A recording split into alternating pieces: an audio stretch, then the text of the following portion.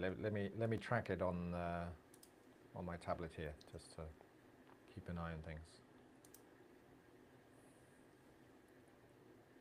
I think Snap Technology is going to be my most viewed channel. Oh, there we go.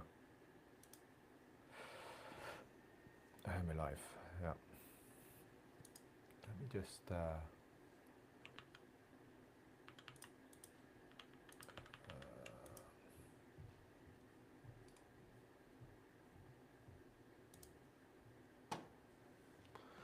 I don't see us live on YouTube, but I assume it is working.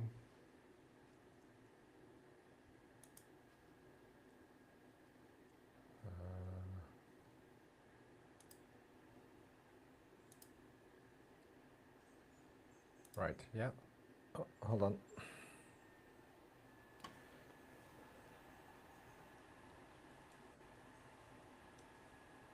Did he take us off live, or?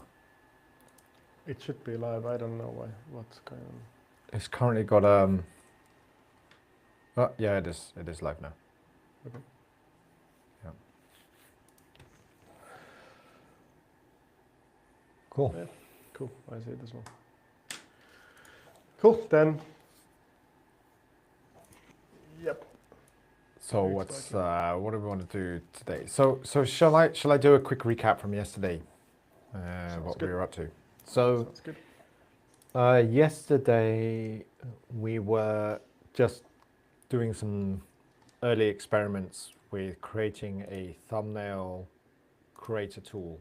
So the problem we're trying to solve is that we're creating these videos. They need to have a thumbnail. It's a classic problem. There are a lot of online thumbnail generators, etc. But we kind of got our own style we want to use. So if I force myself, I can get into some design tools and we can kind of do it. But everything kind of feels very manual, and it feels like a kind of a weak part in our video production workflow. So to try and solve that, we're trying to build a tool that makes it easier for us to throw together a YouTube thumbnail. Some of the challenges of that is going to be, we want to use not sort of fixed images. A common approach is you take 20 different pictures of people looking surprised or looking sad or whatever, these sort of things, and then you throw those into the thumbnail.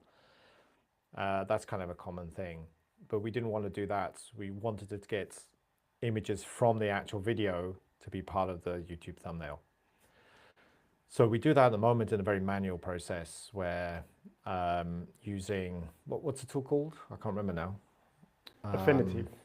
Affinity, that's it. Affinity was a free design tool from Canva. So using that tool, Juhani actually does all the work at the moment. He crops out basically some headshots from the people in the video and takes out the background. And so there's a kind of a manual steps going into that. So we want to try and figure out, can we build a simple tool to automate that? So yeah,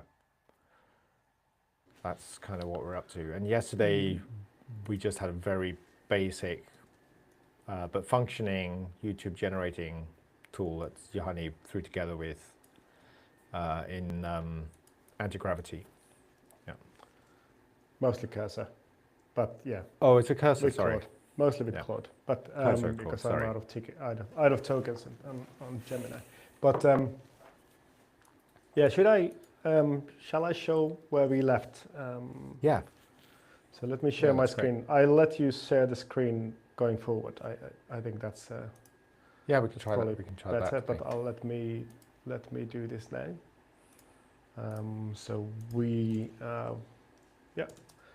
So we have a local server.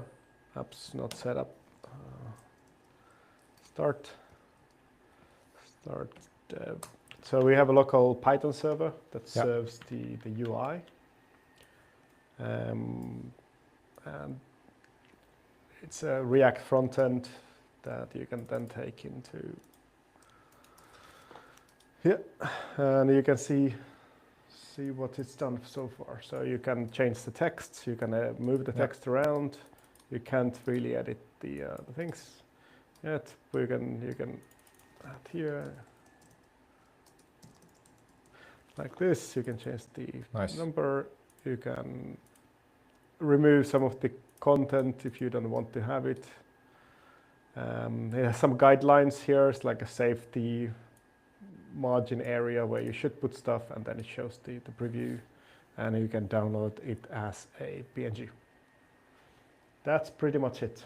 The code-wise, yeah, I haven't looked at the code a lot. But there's technical documentation spec now. So great. This is what I generated after stream yesterday by the Claude. So it tells exactly the structure. This is mainly it's very easy for another LLM to pick it up from if you feed this technical documentation. So I have Mistral running here, for example, so I could just continue working in a new session because there's a kind of an easier handover. That's basically it. What shall we do now?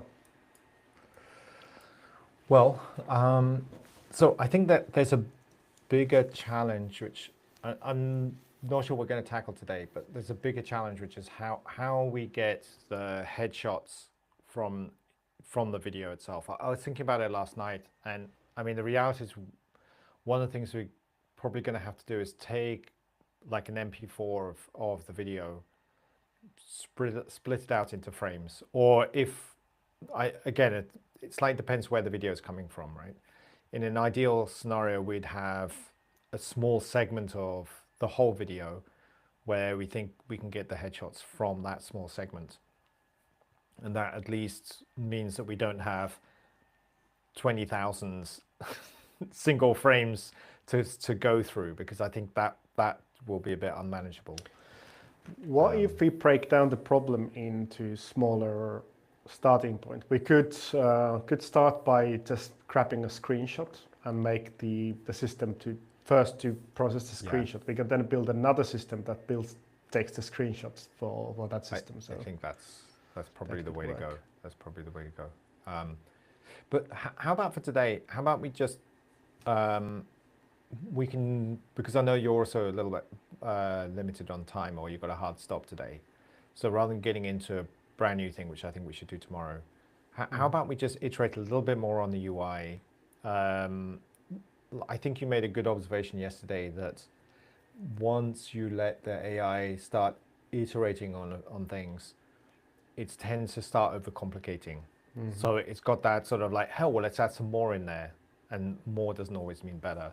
So I think we ended yesterday with a pretty good kind of review that either Claude or Gemini, or one of those guys, did on the UI. And maybe we should just have a look and see what they came back with, and we can have a decision. Yeah, shall we tidy up the UI a little bit? Sounds good. Do you want me to take it on this, and do you want to? Let me see. Hold on. Let me jump into the project. That review, was that output anywhere, or is that just straight into the cursor? That's just it was just the Claude, and I just did the review and executed all the points it wanted to do. Okay. So that's basically where we left off. I got so here's an interesting thing. Let me share again. This is what I got from Pierre, our designer, yesterday. So here's a set of Claude UI review skills. Okay. So you can actually add more skills to do things like evaluate UI UX, heuristic audit, the Nielsen type audit for the UI and things like that. But our UI isn't quite in a point where this is needed. But this kind of stuff is pretty interesting. The way I would go about improving this now is to basically look at things that we need and we don't need, and tell it to remove stuff that it doesn't. So what happened is when I asked it to improve the UI, it basically went through and figure out what kind of things we might want to do. this is all good. We find with all of these things. Canvas controls, snap to grid. This kind of does work, doesn't work. I think one thing that we don't have is central alignment guidelines, for example. It definitely desperately needed. That's the thing that when you're not a visual designer, like we just need to have mathematical guidelines saying they need to snap to center and center align or align to these guidelines, which they don't actually now. Even though it snaps to the grid that is defined here, but it doesn't snap to the guidelines which it should. So the grid should start from the guideline. The grid snapping starts from wherever it happens to be, which is not the right thing to do. So this is fine. Select element. I have no idea what this does. This doesn't make any sense. This should be removed. We can bring assets into the thing, which is probably something we want to do. But I'd say this. So the first thing I would do here is to kind of start cleaning up things that we know we don't need. Which, let me bring cursor here, saying remove the section from the UI. But we also need to remove it's adding those colored corners as well, right? Let's see what it does. Well, it is, but there's a control in here. There's a control that allows me to remove them. So they're here. So I don't know what we want to do with that yet. So I would just go and remove this one section. And also I'm unhappy with the horizontal scrolling, which does come from this selected element. So that might solve it. When this selected element is removed, it might solve the problem in general. But yeah, that's it. I don't know what if you want to take over on your side. I'm happy to do that. Let's keep iterating. The next thing I would do is the snap to grid to be better. Because that's important from technical perspective. That's the only way we can get anything looking nice, by having it mathematically tell us where things should be. Agreed. So let's see what it comes up with now here. So we're still using Claude. Yeah, this is cursor use. I just have the automatic selection. It just selects whatever model it thinks is right.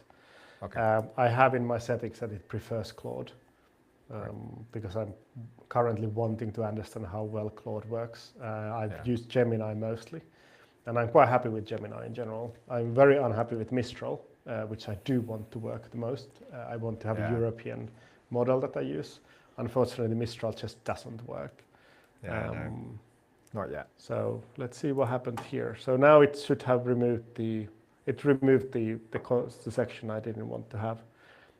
Should we do the snap to grid next? Can we? Do you mind moving? If we ask it to remove those colored corners, it's optically just. Okay. So. What is it? But should we remove all of this stuff? Yeah. These are kind of the presets. I'd say. Like we don't need this. Yeah. We don't need any of these. Yeah. I don't think we need any of those. Okay. Let me just. Do not.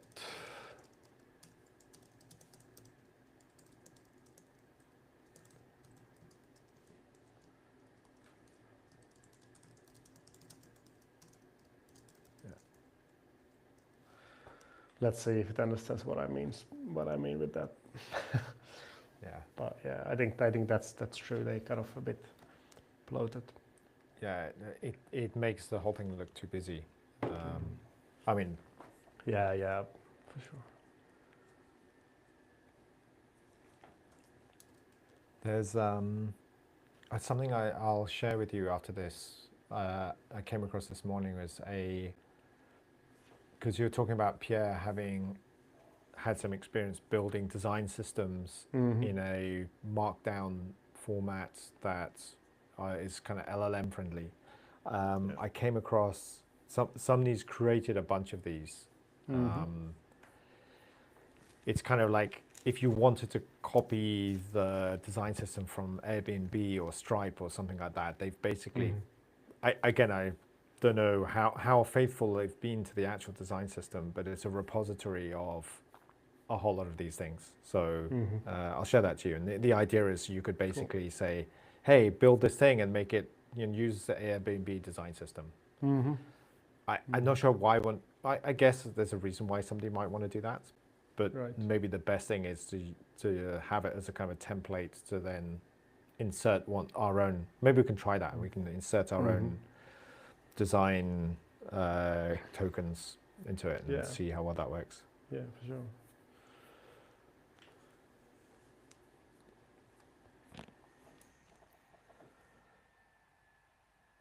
Nice. So you were saying that cursor gets a bit laggy after a while. You found? Yeah, it's strange actually. If I try to do anything here, like typing here was look, I'm trying to type, and it just takes forever to change. So for example, that part is super laggy. I don't know why. So I can't use cursor for version control, even though it's just the same thing but everything else. So I have a different version of VS Code that is open for version control. Otherwise it doesn't work. I don't think I'm gonna stick with cursor in general. It's just an experiment I'm doing. It's probably just easier to just use CLI directly, just in a terminal, maybe in VS Code or just in a terminal. Also, I need to get rid of Windows and go back to Linux to really be able to work on this stuff. But, well, you're not sure you chose the right day to say that.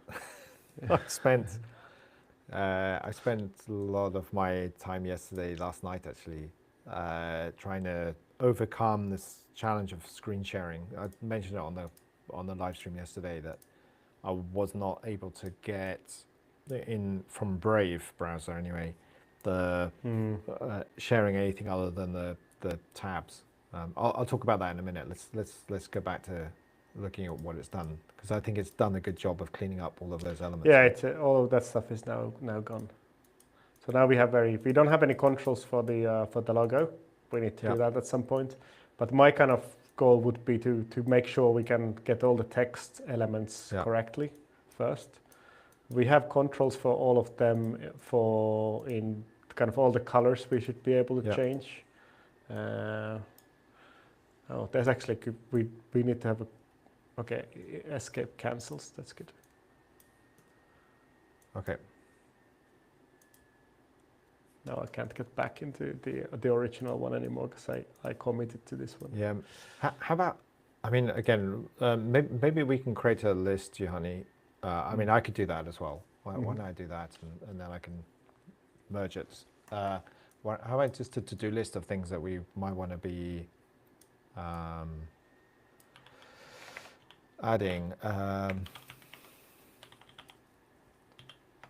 So I wanted to add in there basically on the sort of something to revert back to default styles.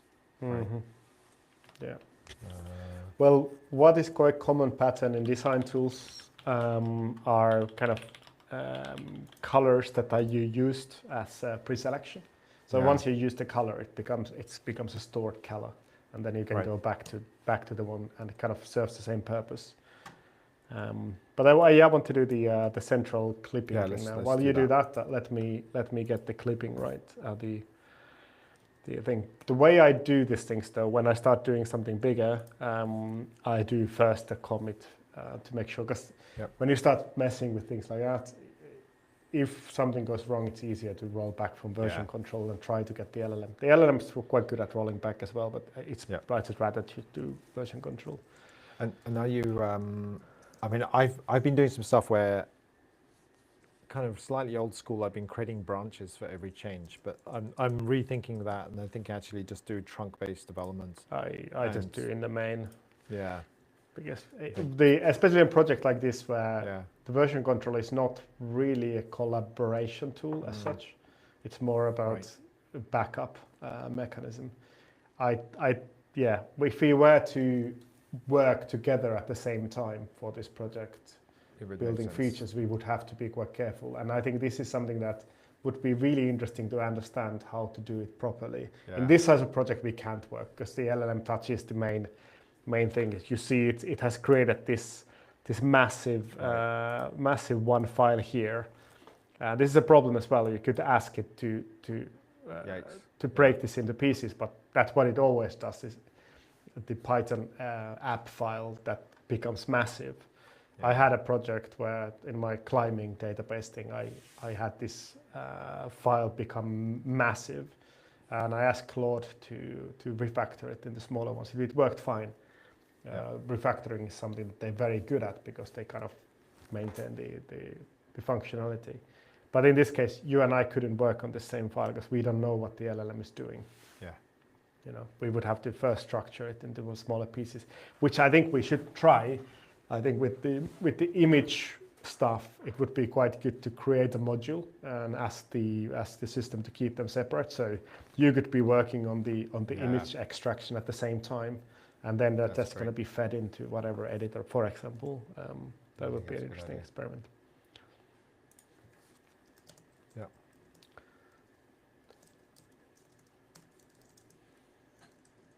Yeah. One of the things I've been looking at, trying to kind of simulate a little bit more formal design sort of practice, and of course, there's a lot of kind of like feature branch kind of approach, which kind of works okay, but it feels a bit clunky. It just sort of feels a bit forced, right? That the LLM is creating a lot of feature branches, one for each ticket, which would kind of make sense when kind of humans do it, but it just doesn't feel quite right.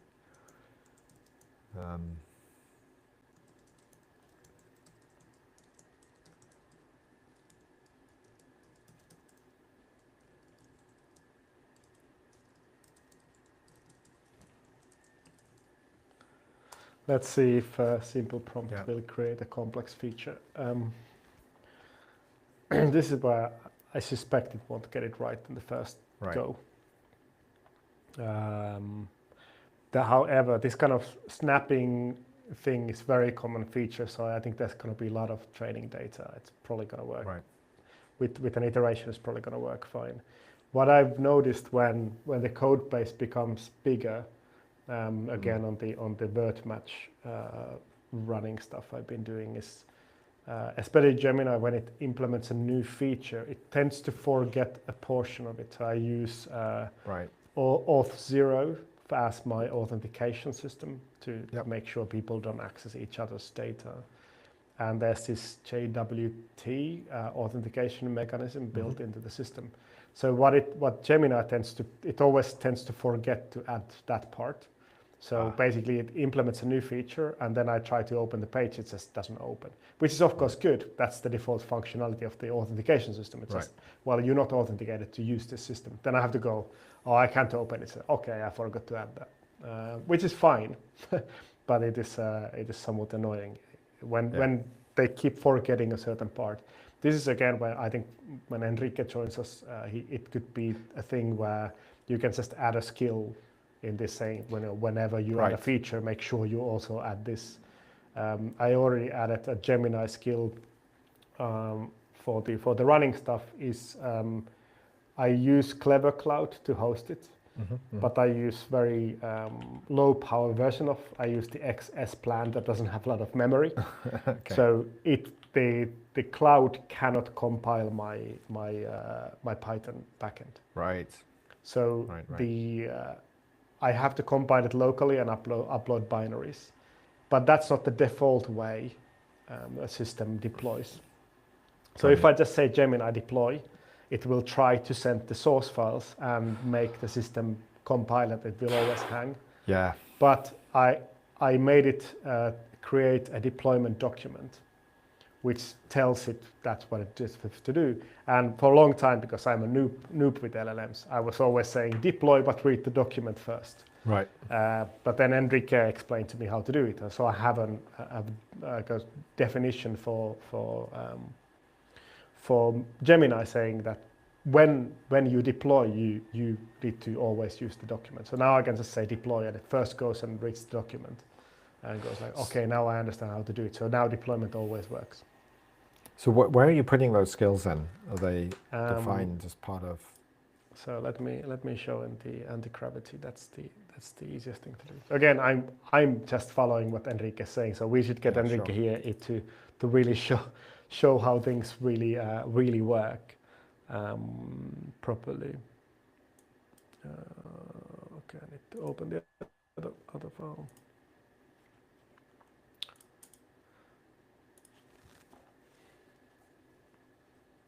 Yeah, I'm out of tokens. Not using this today. Let me figure out where did I put all of the stuff.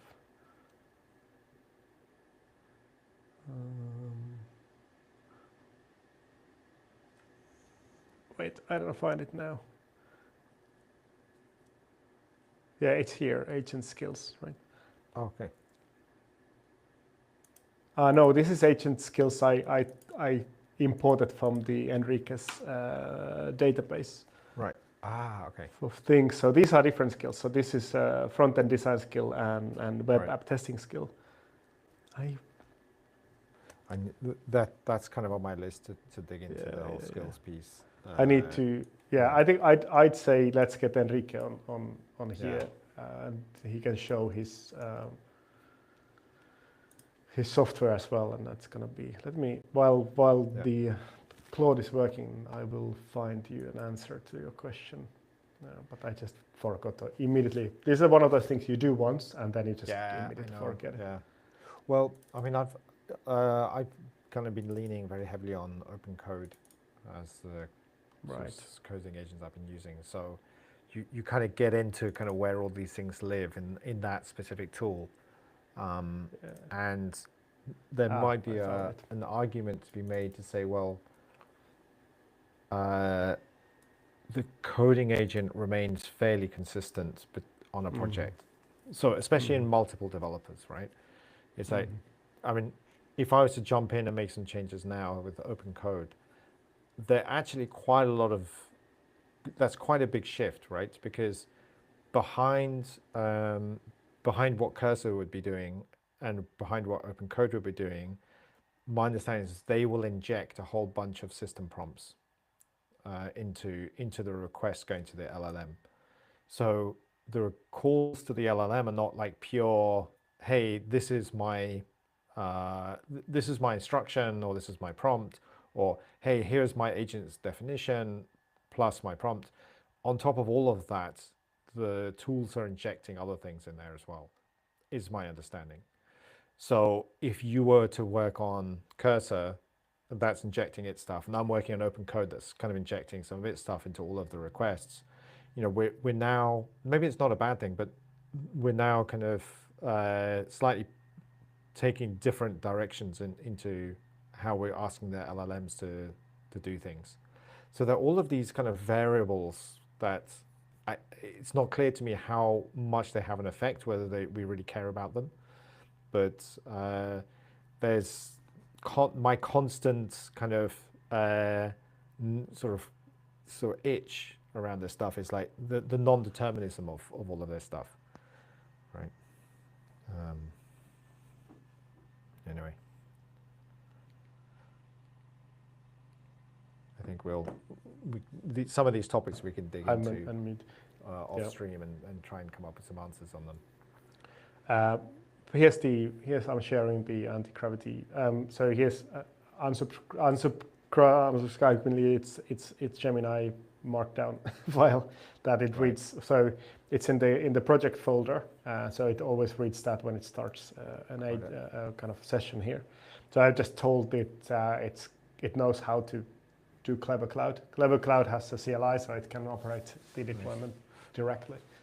And here's the document. I just refer to a document that is in the same folder saying you need to read this. And when I ask you to deploy, I also want you to run tests before you deploy. So it's kind of bit of a like a local, you know, it's like a setup, a little bit like it's a little bit guardrails and safety, trying to run the tests first, but you know, the tests are not very good in the project I'm working on. But, still working on stuff. So remind me, what were you asking?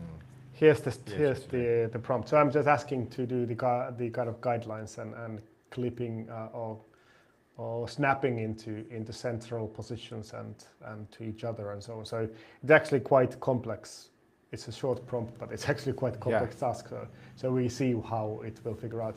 My assumption is going to work on at least a superficial level, because there's a lot of software that does this. Right. So wherever it's learning from, there's probably multiple examples where this is done properly. I'm going to be going on mute a bit because I've got a engine noise outside, so I don't know if you can hear that. I can, yes. It's not too distracting, but yeah.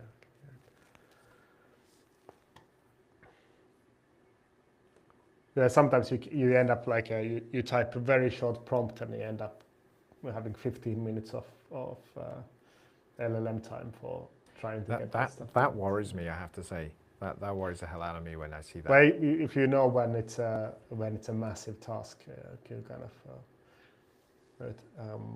In case of Mistral, I managed to get it into a loop, basically where it's just trying to do it over and over. Every time it changed some parameter a little bit, so I think in the end it just ended up bypassing whatever I was trying it to do. With Gemini and Claude, I haven't encountered any kind of infinite loops yet. Sometimes it tries to do it a few times. So now it seems to have it completed. Now it's testing and trying to make sure everything still builds. With some of the tools, it's quite annoying. They don't even test things. But yeah, now it's complete. Let's see what it says. Okay. Guidelines. It's quite a short summary. Right. Yeah, well, it's a short task, right? Snap the guidelines when near elements. Yeah, controls 1/3. Snap near. All right. Let's see what it actually does. Yeah, nice. So yeah, there's the central guideline and 1/3 guidelines that I ask it to do. Let's see if snapping works when it doesn't. Is it off somehow? Snap safe area, snap 1/3, snap central, snap each other. Maybe there's too many. Well, this doesn't work at all. Maybe there's no just no feedback. Yeah, it definitely doesn't work.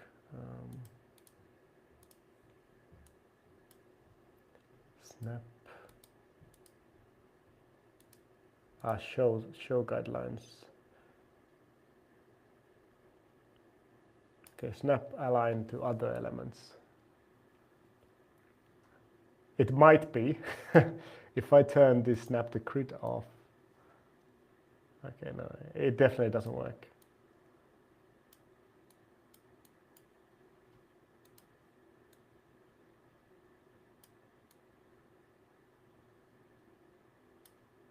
Okay, I don't know if it doesn't work or if there's no feedback. So what I would do is to, and I'm. What is working, which is good, is the kind of the live preview is working nicely. So that's good.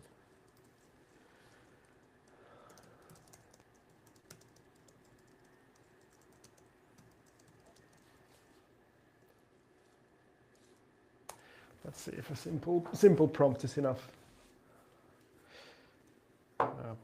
So yeah, what I end up doing with these things quite often is you kind of implement the feature and then you don't know if it works. So you have to then go into UI, UX design by saying, I need you to give me better feedback. What I've done a lot in the running stuff has a lot of like bigger processes, especially in admin UI.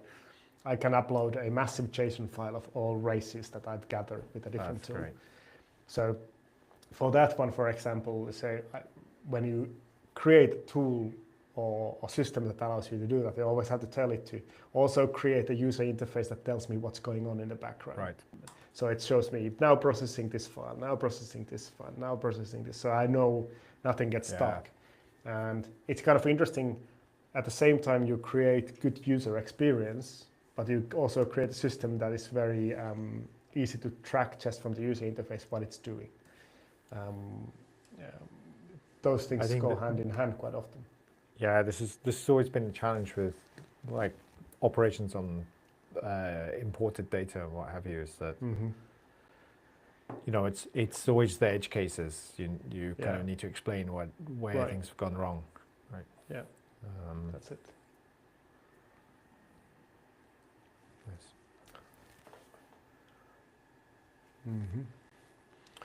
Okay, now it says it should show me what's happening. Okay, good. That sounds good. Also, sometimes you don't know if the change happened. Okay, there's a change in the guideline, but it's very subtle. It's too subtle. I wanted I couldn't even notice it. But I can see it on my screen. With the stream you probably don't see. Yeah, I don't think visual feedback is too subtle. Make it more visible. This should be an easy one. But yeah, it does work. You can see the middle line changing. You don't probably see it on the stream. I don't see any visual update, but I can see it trying to snap, actually. Oh, now it's better. Now you can see it, right? You know, it's when your mouse moves over it, right? No, it's when I'm dragging this. So now it shows where it is snapping.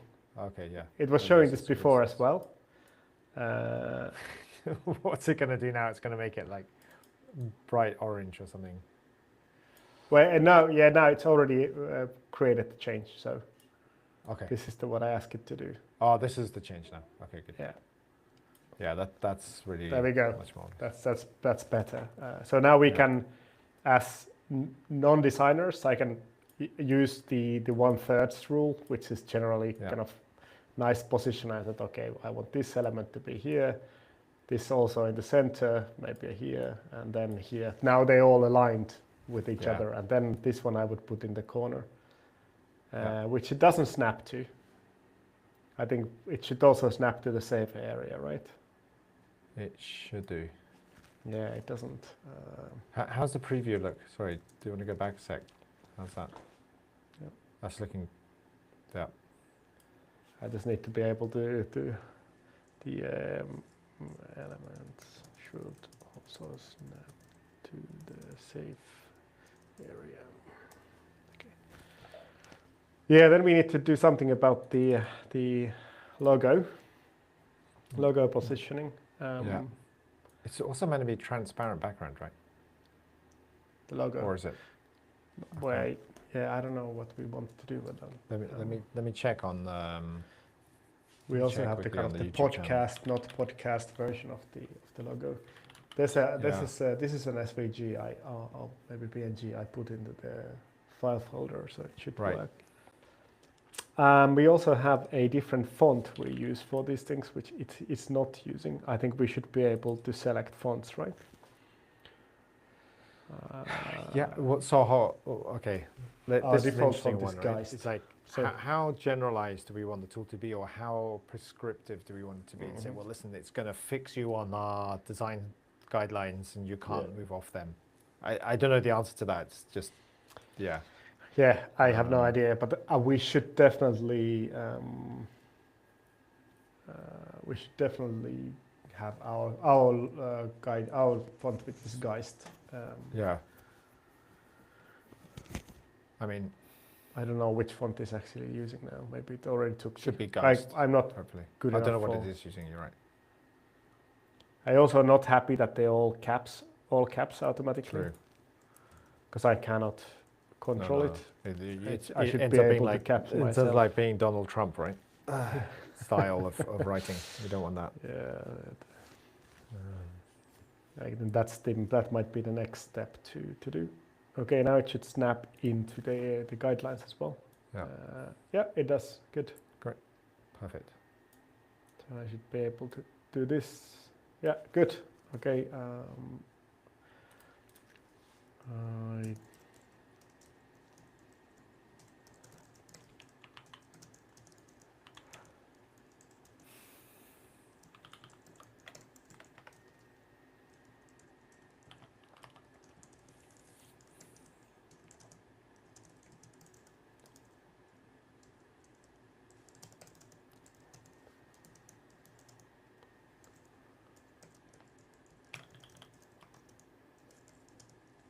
Okay.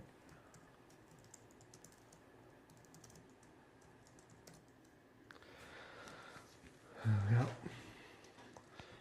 But basically what we need to do now is the logo, and then we need to do the faces, the people.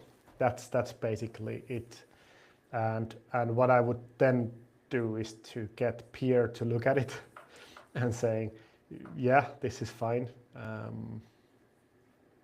Or this is what I would do. That would be quite interesting to, once we have kind of the functionality here, to work together with Pierre to polish the visuals, saying, okay, well, now this needs to be, or at least actually give him the tools to do that, because he knows LLMs probably better than we do, and get to. So okay, so at the moment, I'm just sort of looking at the YouTube channel and some of the layouts. So I guess we'll tweak it as we go. But when you're doing the layouts in Affinity, are you resizing fonts and stuff just to fit with the images you're putting around it, or do they remain fairly consistent? No, I don't. Less I touch stuff, better, because I'm not visual. So what I've done with the font sizes and all of those things, I took what Lauren did in Figma, and because Figma doesn't export text, it exports shapes. But I knew which font it is, so I put a text with the same text over it to get it match the size. Right. And then I removed the shapes from behind, so I have the same size thing. So what I do position them up and down, and I bet if Lauren looks at them or Pierre looks at them, they're not happy with the spacing, especially the one with you and Lee. I see a problem there. If I see a problem, they see a problem. So I think this is one of those things that I have to kind of, the reason it's screwed up with you and the Lee with the engineering series introduction video is because engineering series, I had to somehow get to fit that there. That's right. Between you guys. And none of the samples had it.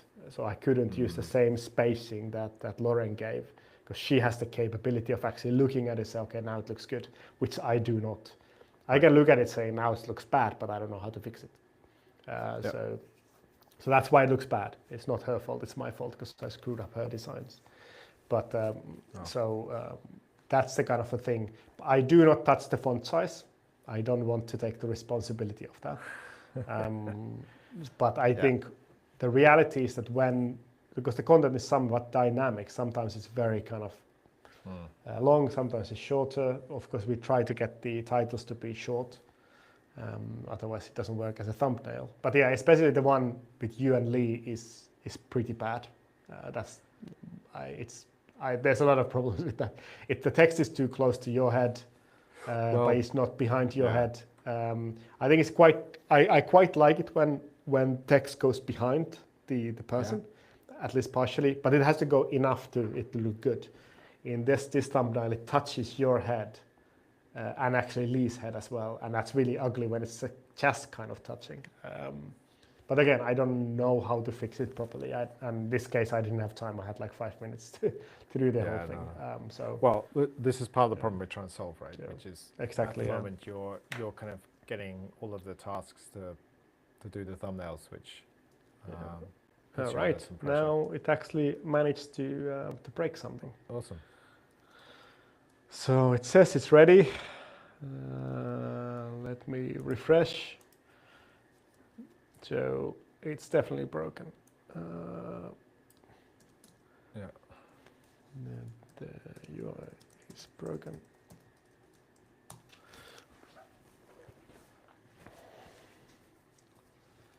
So when you're using anti-gravity, something we were talking about earlier today with Enrique was like how anti-gravity can play nicely with the browser, right? Yeah. So would anti-gravity catch that error and say, oh, hold on, wait, there's something wrong? Only if I ask it to. Okay. It's tons of tokens again. So what anti-gravity can do, it starts a Chromium or Chrome in an AI mode where it can control it itself. It's pretty cool what it does though. It opens a fully kind of different looking Chrome, and it's this AI mode, and it has this bezel that is glowing, and it just scrolls down and takes screenshots and looks at. So, but it tells you what it does. So it says I'm scrolling down. I'm taking the DOM. So what it mostly does is it looks at the DOM. It doesn't take screenshots too often, but then it has the capability of taking a screenshot. What I do much more with anti-gravity when something is visually wrong, but I can do the same here. I just take a screenshot and upload it here. Right. So I can go and I think I did it yesterday as well. I could just go and screenshot. It says it's working, and it definitely isn't working. One thing that I try to do when things are not working correctly is to kill the server. Just to make sure that everything is loaded. It's unfair to start to yell at the system if something just isn't actually refreshed. I just need to find all the terminal windows. It opens million terminals when I start the system. So let me restart the whole thing. Yeah, well now it works because I restarted the server. So I think something didn't load without restarting the server, but now it does. So now I should be, now I'm able to control the caps or not. Typography, Geist. Yeah, good. I can change some fonts, which is good. We have our kind of brand font here. I know we probably need to, because Pierre and Lauren, they both use different weights of the Geist. There's some semi-bold and bold that needs to be added at some point.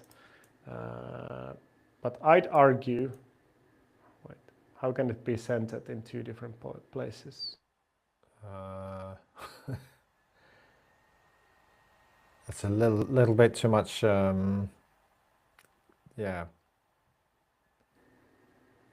I'm sorry, but it can't be centered. No. Or maybe it can. Mathematically, the center is brought between these two things. Well, that's interesting. I mean, do you think the normal person would see that? I mean, it's. Well, it's wrong. It is wrong. It's mathematically not possible to be center in all of these positions. Yeah. But at this point, so we've built some features that work. So what I will do now is to make sure that we kind of have a save point. Yeah. Improved UI, drag and drop fonts.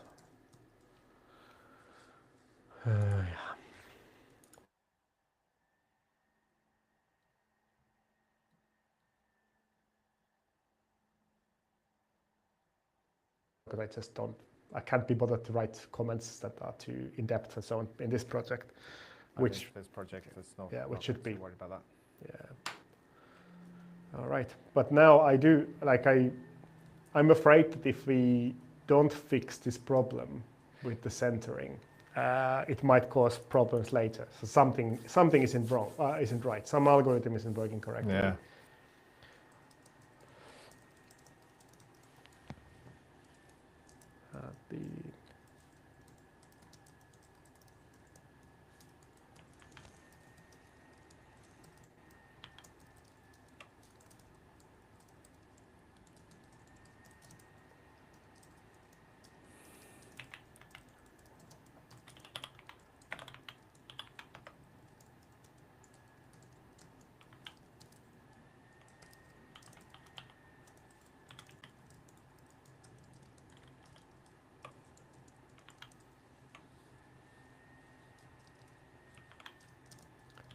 Trying to figure out how to make it understand.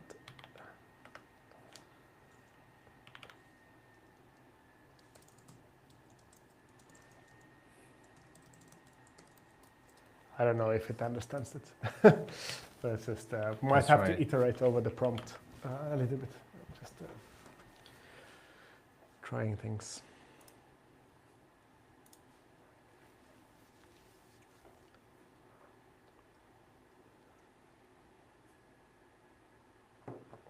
Yeah, I guess if it's struggling, we could put a bounding box around the text to see if there's kind of where it sees the center of the text. I mean, not center, how it sees that text box, right? Mm-hmm.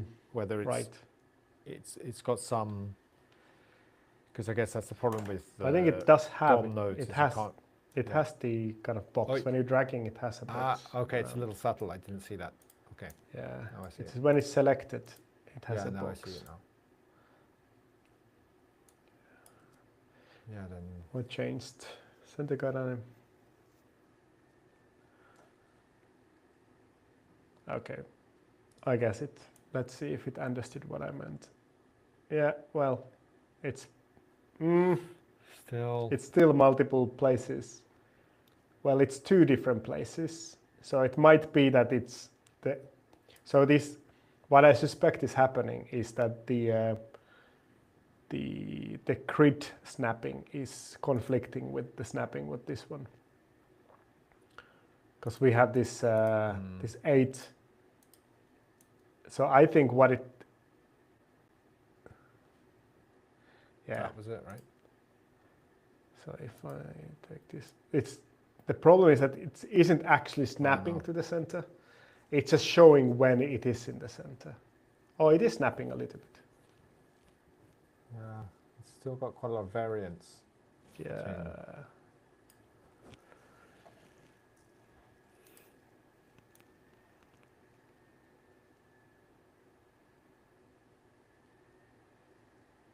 There's some issue in there for sure. So is that happening on all text, or is that just that one text box? I put this. It's happening with everything. All of them. Yeah. I'm guessing. I wonder whether it's something to do with.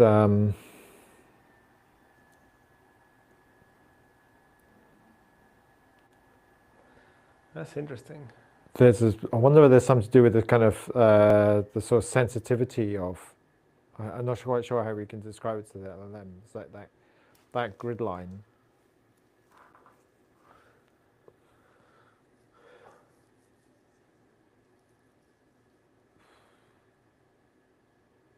Whether we can ask it to be.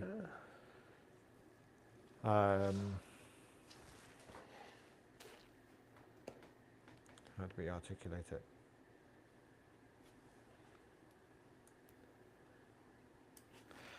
Then we ask the highlight of the grid line to show only on the exact center. And well, what it should do is it should just clip to the center and not let me move these couple of points. It might also be that because now I have the snap off, so I wonder if it snaps into here. But it takes some time before it understands it's no longer snapped. So it does snap to the center. And when I start moving, it kind of doesn't understand it's snapped anymore. There's something to do with that.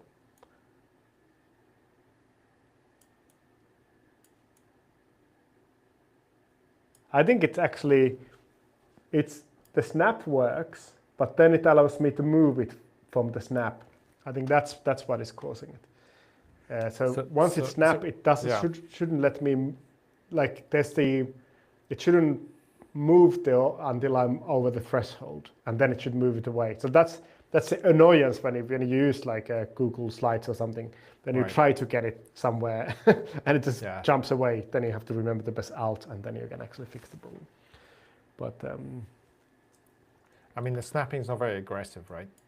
No, it isn't. Doesn't. I mean, you're feeling it when you use it, but it doesn't look like it's very aggressive. I mean, that might be another thing you could, if you want to try it, is to try and make the snapping a little more aggressive, and I don't know if that's. Nah.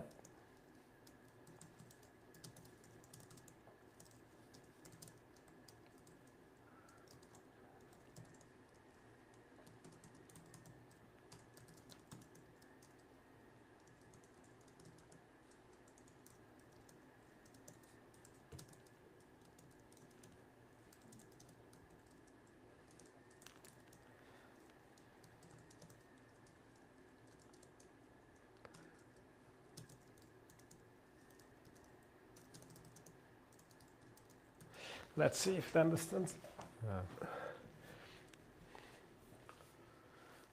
So, good thing you don't have to be grammatically correct with this thing.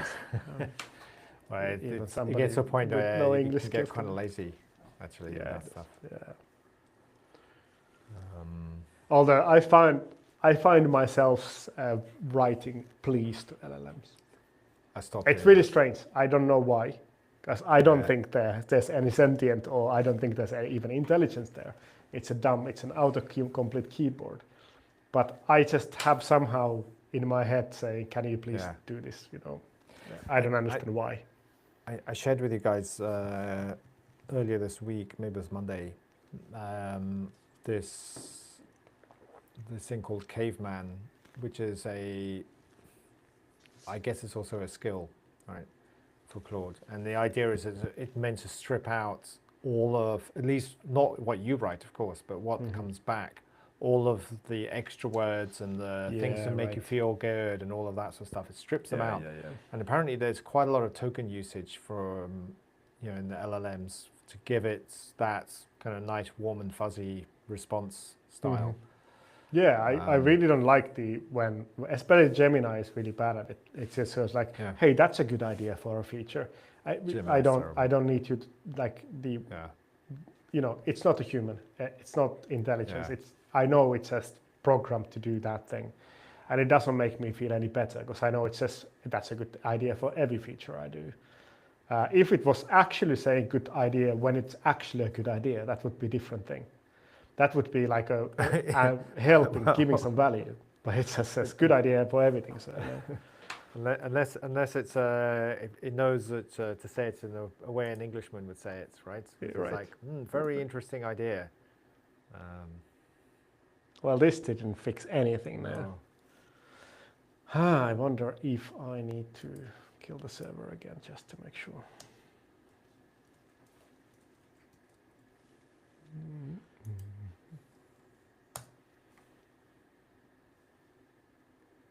Do you think you take two screenshots? One where it's, I don't know whether how the snapping is working when you're doing it. One screenshot whether it's just over the N, and the other one where it's, or the G in this case. And it could see, that could be a... Oh, it's actually got worse, I think. And I mean, just visually. I can't take the screenshot. You can get almost through the whole of the letter. Yeah. Figure out if I can. Oh fuck! No, I can't do that because the drag and drop goes off when I take a screenshot. If I had Gemini tokens, let me see if I have Gemini tokens. It's a bit hacky, but could I take a screenshot from here and share that with you? Should we try that? We could try that. Well, that's why I do. Wait. Yeah, screenshot. It's difficult to screenshot the thing. What this is. It's actually kind of hard as well to do it whilst. Yeah. I mean, I could do it if you want. Yeah, but you would have to then send them over. Let's just ignore this problem for now and get back to it. Okay. No, it actually got worse. As a it's not good. I'm gonna start keeping some other notes as well about noise. Let me just argue with the model. Future podcast episodes.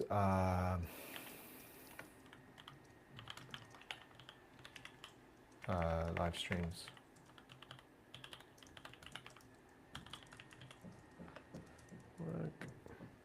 So one of the things we can try, Juhani, is like I mentioned, the Z editor that's I haven't really got into using yet, but it's on my list as sort of, I've known about it for a while. I haven't used it very much. I want to try and sort of play with that.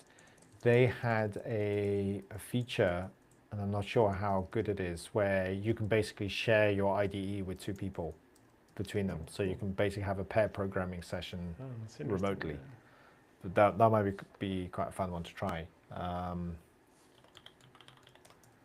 Let me just make a note of that, otherwise I'll.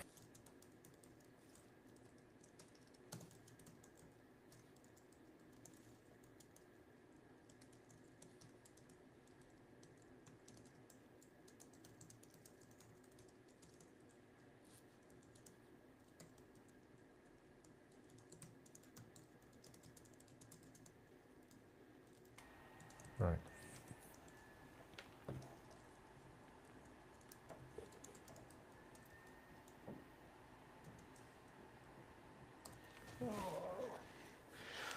Go through my typos and see if it works. Have you? Okay, Chet, what shall we do next? I think we can, like, this is gonna get boring for everybody if I just argue with the LLM for a very long time. Yeah, I mean, it's a good question whether how live do we want the live stream to be, right? I mean, does it also take you through the kind of like the boring parts as well, or do we want to kind of pause and do some of these tweaks off stream? I don't know. We could at least figure out what we want to do next while it's working on this one. Yeah. I'd be quite interested in looking into the image stuff though. Like what I would love to do is to basically drop an image in the folder and ask it to figure out if it can, what are the libraries it would use. Like, it's quite interesting to say, hey, take this image, try to isolate, try to crop the person out of it and see what it does. Because I have no idea. I've never worked with LLMs and image things, and what does it try to do? Will it require OpenAI API key so it can run it through an LLM, which is probably what it does, because otherwise I don't think there's a library that does it automatically without some sort of LLM. Yeah, we could do some research on that in the stream tomorrow, and see whether.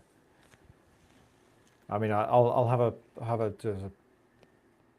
look around on that topic tonight, but we can have a look tomorrow and see. Is there a library that we can use to?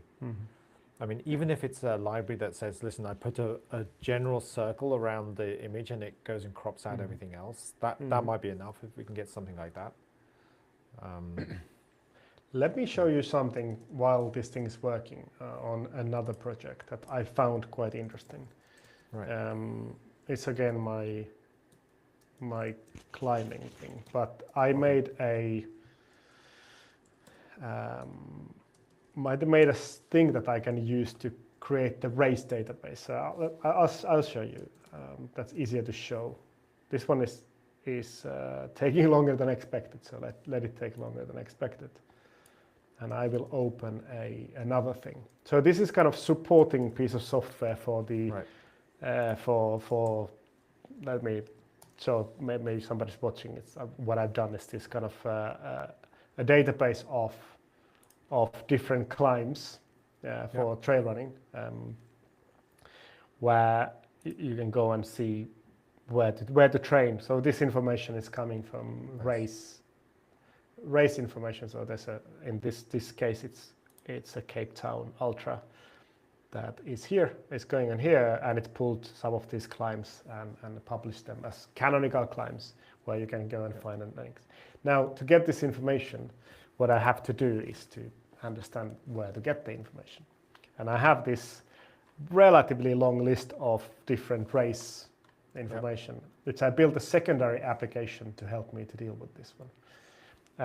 And what I did, I pulled from multiple different sources with an LLM a list of URLs of races. And I haven't, when there's red, it means I haven't really even looked at it. So some of these might work, some of them might not work. So if I click here, this is what I think Gemini just pulled out of it. This is just a JSON file that it renders to me. And it says, well, here's the thing, here's a URL, and I can go and see, okay, what's actually in here? Well, this is in a different language. I have no idea, but there's clearly a race here somewhere. Yeah. And for me to figure out what I need from this is I need to figure out where's the GPX file for the race trail, so I can use it.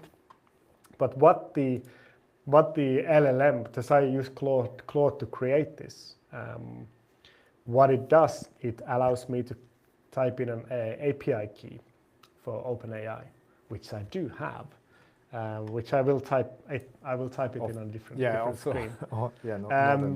Let me figure out. The cool thing is that actually it hides the API key, so I can show it to you after I put it in. I just need to find it first in my browser. API, OpenAI, where is? Actually, I have no idea where it is now. It's not this browser, it's in another browser. I have too many different browser windows and browser profiles open, so here is probably, here's my, I'm not showing this, I will take the API key and copy the API key here, API keys. So basically this is an API key from OpenAI. If I can see, can I see it? I can't copy the old key anymore, so I can only create a new one. Test. Create new secret. Copy. Okay. So now I have an API key here. Yeah. So what I can now do, I can say analyze website. And what it does, it goes, assuming there's no blocker for robots, because it does respect the robots blocker, it goes and tries to find this information from me from the website. Nice. Which I think is pretty cool. So this was cool. This was created by Claude, and Claude created a system that uses OpenAI to look into a website. It's still loading. So it just comes up with JSON, assuming it works. Here we go. So it found different possible dates of the race on the website. Yeah. It found some information, different events. It was unable to find file URLs. Oh, it found GPX. Oh no, it found What's that? sitemap. It found some URL. So let's see if it's actually able to find a URL. No, this just goes to the front page. Back to the, yeah. So this one didn't work, and actually, by my experience, it very rarely works. But I haven't iterated over this tool. The reason I'm showing this one to you is that it's quite easy to use an LLM to create a tool that uses LLMs. Yeah. So for this stuff, what we can do, we can say create a tool that takes an image and uses LLM with the OpenAI API key to extract the person from the image. I think that would probably be the easiest, right? That's the easiest way. Assuming there's no library that can do it already, which might be that there is, it can just npm something into your system, and then you have a library that does it. Yeah, but we can have a very likely gonna need a tool. Okay, that would be a good one. I also had this sort of thought that an LLM could be good at that. If we can get away without it, that would be nice. But for the amounts of usage it's going to have, you could put a few dollars into an OpenAI account, and it'll be good for a while, I imagine. It claims that it found a problem. Let's see if it's lying. It's not working. This seems to be a place where we have to have a proper argument with the tool. I will kill the front end and back end to make sure everything is compiled, because it's React, so it maybe sometimes it doesn't compile everything in one go. So it might be that things are broken in this one, but not. Yeah, it's not. No, still. Well, I think you're right that maybe stuff like this we try and fix off stream. I can argue with the LLM later. Yeah, because maybe it gets it's probably tiring to stream all of that low level stuff. Yeah.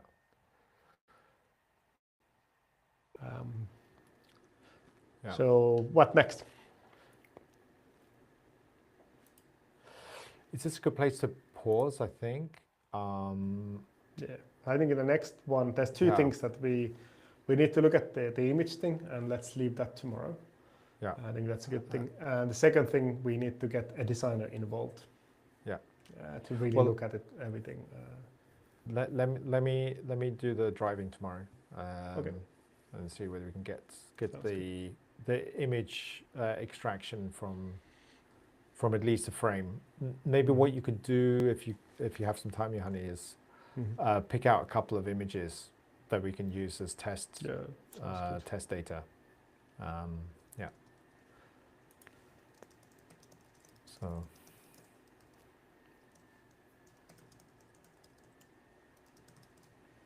Yeah. Cool. Then let's wrap it up here. I'm just making the logo movable as well. Then we can, if you can get the images done, then we can get a designer to help us to really kind of understand how things should be looking.